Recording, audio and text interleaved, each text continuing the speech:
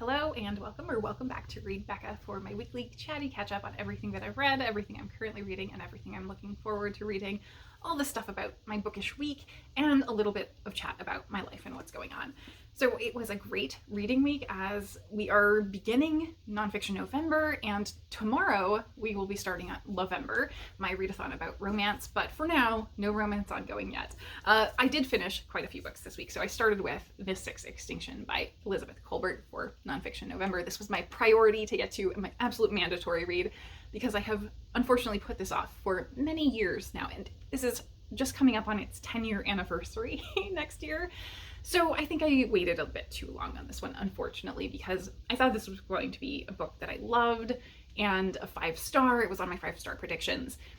It was not. I did really enjoy it. I think the presentation of information was very good, if not quite cohesive, because we do jump chapters across a number of topics. So each chapter is a very different topic, and the only cohesive element is humans, really. We start out from such a good place in this book because Kolbert is getting across how extinction is almost one of the earliest things we learn about. As kids, we're enamored with dinosaurs, and so we know what extinction is right away. And yet then we jump to the kind of universal consciousness of humans and how we discovered extinction, because we didn't always know that extinction was a thing. We jump just to modern history somewhat, just a couple of hundred years ago. People thought all the animals who existed then and will always exist. They didn't have a concept of extinction or animals disappearing from the world. And then they started discovering them. So I loved going through that arc of a story, but then chapter 3 happens. And as an animal lover, animal cruelty is very hard for me, but I was expecting some of it in this book. Unfortunately, chapter 3 is entirely focused on the extinction of a specific species directly by the hands of humans with intent. So it's a very difficult reading. If you are an animal lover, I really recommend just skipping chapter 3 altogether. You will not be missing out on the larger picture of the book. After that point, Kolbert focuses much more on individual topics, things to do with climate change, with the impacts to the ocean from CO2 production, things like that, where it's working through a topic. I think the most impactful topic for me was, interestingly, invasive species. Not something you really think about when you think of extinctions, but we are propagating these species across the world where we transport them to someplace they flourish. One species does, but then the other species that live there are either predated by that flourishing species or are in resource competition. And so we are spreading these invasive species to the point and detriment of other species. So I think that was a really interesting way of looking at this to me. Another interesting way of looking at extinction is the idea of reproduction in captivity. Toward the end of the book, she does look at that topic and the difficulties of that and the problems that we've made for ourselves there. So many of these topics are looking at extinction almost from the side. They're not directly things I would have associated with extinction. I think a lot of this, despite it being a quite short book, it's under 300 pages and then a bunch of notes, it feels a little overwordy. Maybe as a journalist, I feel like, spots for editing would have been a little more clear. Word counts would have been on Kolbert's mind. But there are points where she just lists things off that seem odd. That maybe is an authorial tick. But, talking about the ocean, there's a point where she's listing off a number of species that are not in a particular location due to CO2. And it's not really additive. She could have just left it at a third of the species are not there, which she does say. She, at one point, is just listing off a number of fish that she thinks she identified that I've never seen or heard of before, so it had no meaning or relevance to me.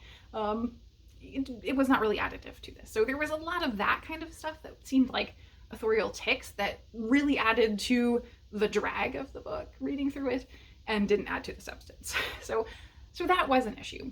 I did keep mentally comparing this to The Uninhabitable Earth, which is a much more recent book, and of course, as a result of that, it was a lot more timely for me. And even that one I had waited on too many years, much longer than I should have. But I think that one certainly layered its approach in starting from a real natural starting point and building from there, whereas here I feel like we were sort of just jumping topics. It just doesn't feel like it built on anything, and it did just sort of end at the end. We were talking about birds and the book was over. And so I don't feel like we came to a real natural conclusion to what she's trying to get across. And that may be just because she was reporting from effectively the front lines at the time, where this was such a new topic. It was very interesting to see her looking forward to 2016 with a sort of conference referendum vote on whether or not we were going to call this the Anthropocene era.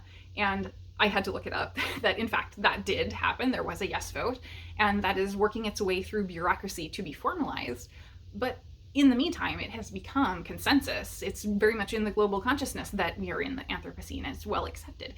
So looking back at this, I think this probably was very, very strongly impactful at the time and cutting edge reporting. But looking back on it now, it feels very much like a lot of topics I already know about, and it doesn't feel like it was completely well arranged, because perhaps she was just trying to get this out as an imminent warning to people. So very good book. I'm very glad to have read it and have it off my TBR shelf finally after multiple years of waiting. I'm a little sad that I didn't get to this sooner. Next was a fun one, Bookshops Bonedust by Travis Baldree, and I did listen to it on audio because Travis is a professional audio narrator, and fantastic, fantastic audio narration for this. So this is the anticipated sequel slash prequel to Legends and Lattes, and this is all of those things that we all loved about Legends and Lattes, and it has a little bit more plot to it, certainly. So Viv, our orc barbarian here, is a young mercenary at the time, so this is back in her past when she's just starting her mercenary career, and she and her mercenary band are hot on the heels of a necromancer that they're hunting down when she gets injured. And she can't really get around. So her band of mercenaries leave her in a backwater town of Merk. And as she's there, she doesn't really know what to do, what to spend her time doing when she's not out swinging a sword. And she rambles into a bookshop that's a little run down. And immediately makes some connections there with Fern, the bookseller, who is a little ratkin, a little bit wisecracking, a little snarky, and definitely sweary. Very surprisingly sweary.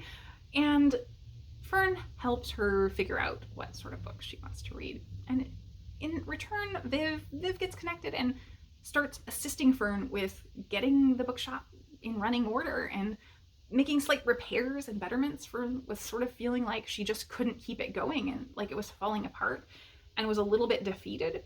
And Viv is sort of helping bolster her sense of ability to keep this bookshop going and get some success. So I love the business running aspects. And then, of course, there is the aspect that Viv spends a lot of time just sitting and reading in taverns and unable to stop turning pages. And we all know that feeling, I think, on BookTube. So this was an easy one to attach to and connect with very quickly as a reader. I definitely love the bookshop elements the most. The side characters were phenomenal. I think I had as many connections with side characters here as I did with Legends and Lattes, where they do feel fully fleshed out, like they have whole lives and backstories surrounding them, even though we don't see them entirely. And we do get some connections with characters we've already met in Legends and Lattes in here. So I love that. We're also getting, obviously Legends and Lattes had a very minor slight sapphic element. That is much more prominent here, I would say. There's a lot of sapphic flirting with Viv involved. Viv reads some romance novels, and there definitely is some embarrassment about things like steamy scenes in books, and that feeling that we've all felt of reading in public and coming across a steamy scene and maybe not knowing if people can tell that you're reading a steamy scene, you know? So this had so many bookish elements that were just delightful and absolutely so easy to read and consumable. I think Baldree has really hit on a niche that every reader was looking for the most part, and that's why this has gone viral.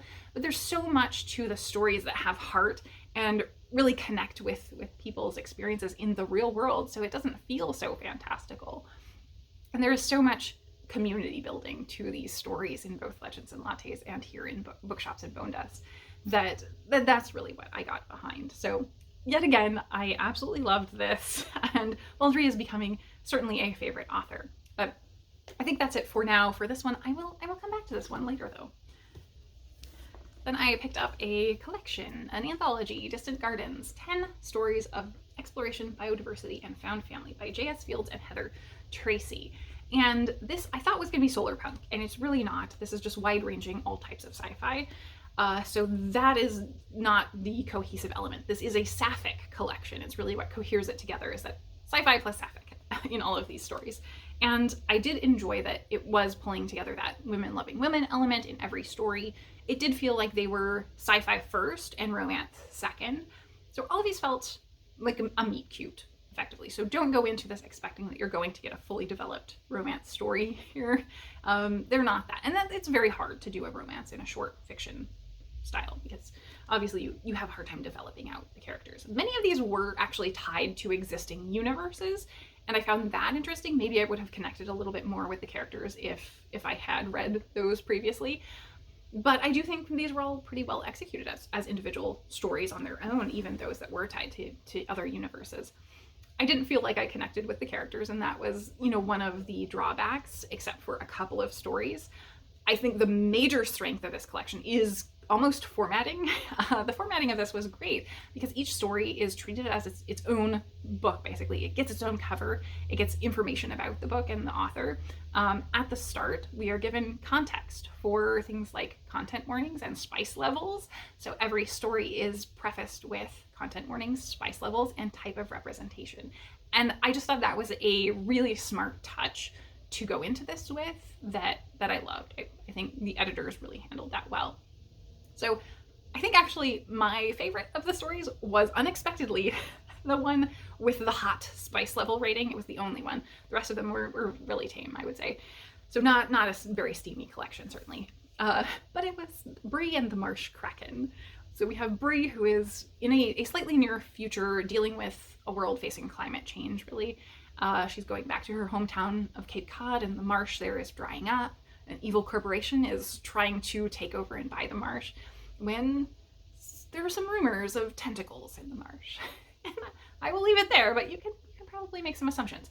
And I just really enjoyed the story. It was a little goofy and a little fun and playful, and it knew it. Like, it knew what it was. So I really enjoyed that one. I think there were some elements of fungal horror in a couple of the stories that I did really like, that kind of is a popular trend going on right now. Obviously, fungal horror is a big thing, and I think this engaged with those topics in a great way. So we had a whole broad range of styles and types of stories, and I just found them very enjoyable and different to read through. So even though this wasn't like a knock it out of the park type collection where everything was a hit, I loved reading the variety, and I definitely will pick up another collection, because there, I think, are 3 collections out like this now. I can't remember what the next one is, but I think the third one is elven settings, so like elvish fantasy. So I will look forward to trying some more from these editors. As far as my currently in progress pile that will get completely thrown out the window probably tomorrow when I start November reading, James Herriot's All Creatures Great and Small. This one I have on audio, so it won't get thrown out, but it made good progress. I'm hoping I can finish it for nonfiction November. I have The Hexologists by Josiah Bancroft, and it has gotten so dark. It's not even 5 yet, and it's dark outside. But this one is a priority because it is due back, and it has holds on it, so I have to finish it tonight or tomorrow. And then The Empress of Forever by Max Gladstone, still in progress. So that is it for my reading. For the week, rapid fire a bit. So let's start with watching stuff, because I had some good watching stuff. The first one we'll kind of do is lifey/watching. I went to a show, and it was really, really wonderful. So our musical show season runs over fall and winter mainly, and I have not been back since lockdowns. So this was my first return to it. I love musicals, and I had been debating which one I wanted to go see, because there were, like, Beetlejuice was coming up and looked fun. I have never seen the movie though, so it doesn't have that nostalgia factor for me. And the one I decided to go to was actually Come From Away. Now, they did a terrible job of marketing this, because I see all the ads and the trailers and stuff, and this one didn't have a trailer. There was no music. The ad for it was literally just the poster, and that's it, which is just words. So the only reason I went to this is because Greg from Supposedly Fun has talked about it a bit ad nauseum, like about how great it is, and gushes over this show. I've never heard any of the songs. I vaguely know what it's about because Greg has talked about it extensively. But yeah, I can't believe how poor the marketing has been on this one, because this was exactly the sort of show that I love, and I really, really enjoyed it. This is so simple. There were no set changes. They don't even close the curtains. There was no intermission because it is a shorter show. It's under 2 hours. And it was really fantastic. Honestly, this story is and I think there's actually a movie about it now, but the story is that of September 11. So it's a really emotional story, but it's not focused on what happened in New York. It's focused on what was happening elsewhere, what happened when the planes couldn't land in the US and they were diverted to a small island in Canada, and how these people in a small island community had to rally around foreigners who were showing up, thousands upon thousands of them, and needed someone to take care of them, and they didn't have any resources or any things to themselves to take care of themselves for however long they were going to be stuck there. And it is so emotional and so poignant. The music is extremely well done. So going in with no knowledge of any of that, I hadn't heard any of the songs before, it just really blew me away and was very, very moving. There was actually a kid sitting next to me who was probably 13 or 14, and it was his first show. And so seeing him like reacting to things and finding it funny and finding it emotional at times, and seeing him get swept up into it, that was really great. I always love seeing kids who are going to their first show. It just really brings me back to back when I got caught up into musicals first. And so I really had a great experience there. I'm so lucky to have a wonderful theater here. So going is always a highlight of my kind of wintry season. So I'm looking forward to whatever I will go see next. I'm not sure I've decided which will be my next show, but I usually can do 2 or 3 per season.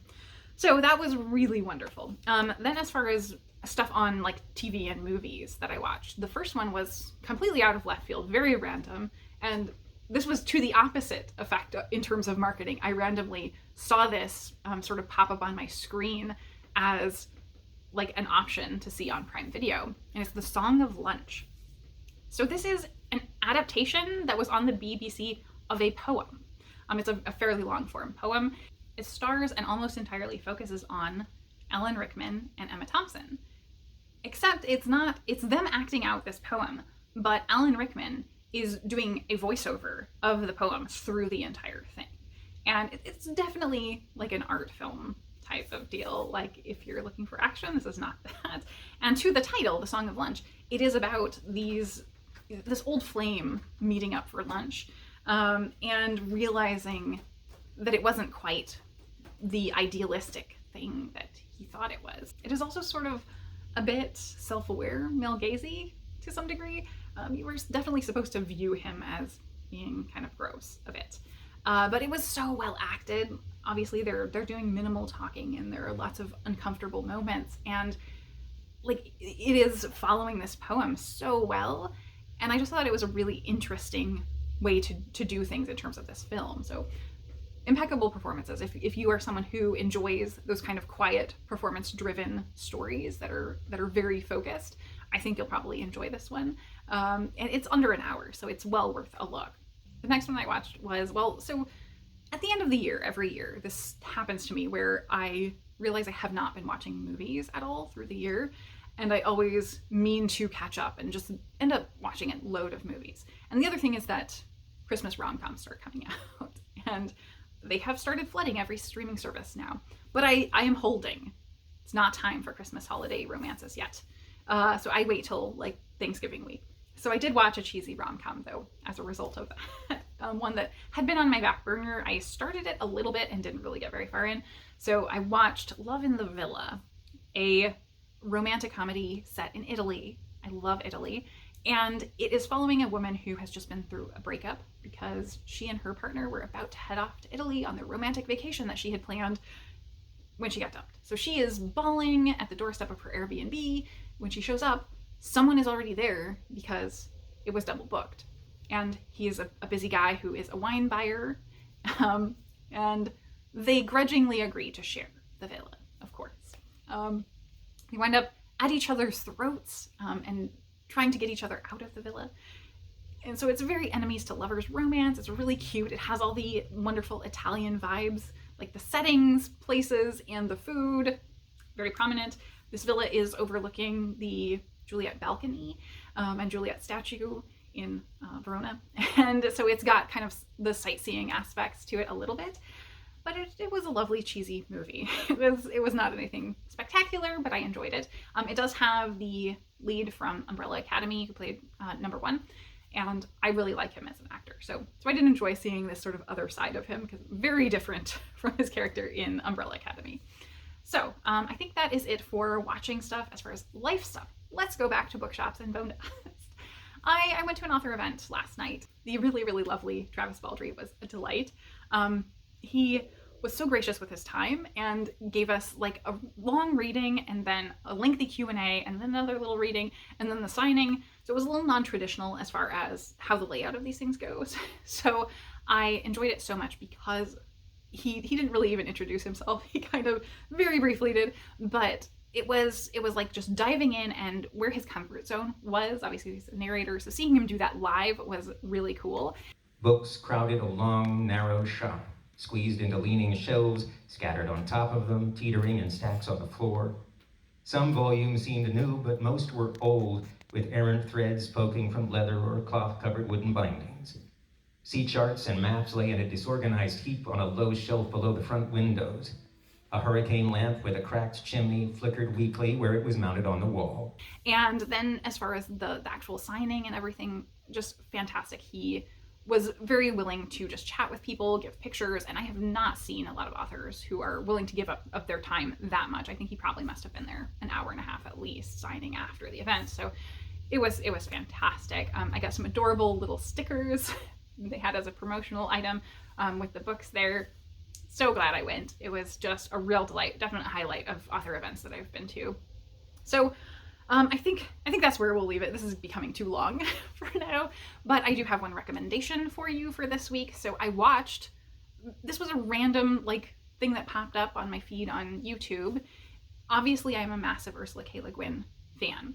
The Rogue Theater, apparently in Arizona, is doing a production of Ursula K. Le Guin's Left Hand of Darkness right now. And I had no idea about that. In my mind, I have mentally thought about maybe just flying there for a day to go see it. So that is still playing till the 19th, apparently. If you are in Arizona and you know where the Rogue Theater is and could go see it for me, please.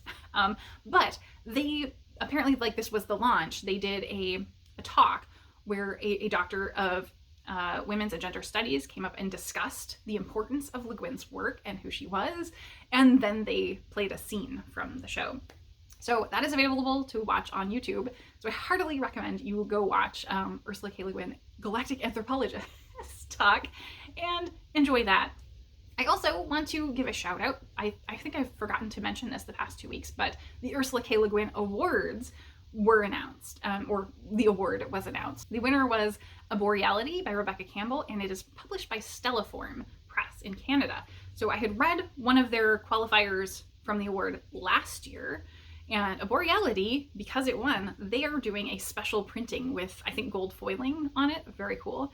So fortunately, I had actually gotten together an order from them, and it was sitting in my cart when the winner was announced. So I switched it over to the special edition now. So I've got an order coming from them whenever they finish printing those, because they emailed me already saying, yeah, we're still working on the printing of these special editions. So yeah, so I will be getting some books from them soon. I did get a handful of things to try out some more because I did very much enjoy the one book that I read from them. And they are a small press who are focusing on, it sounds like cli-fi, like climate fiction, but kind of more in the literary space rather than the broader genre space. So I'm very excited to see what comes of that, and congratulations to A Boreality for winning the prize. So that is it for my week. I hope you all are having a wonderful week yourselves, and I'm looking forward to jumping into all of the November stuff as of tomorrow and the next coming weeks. Thank you so very much for watching.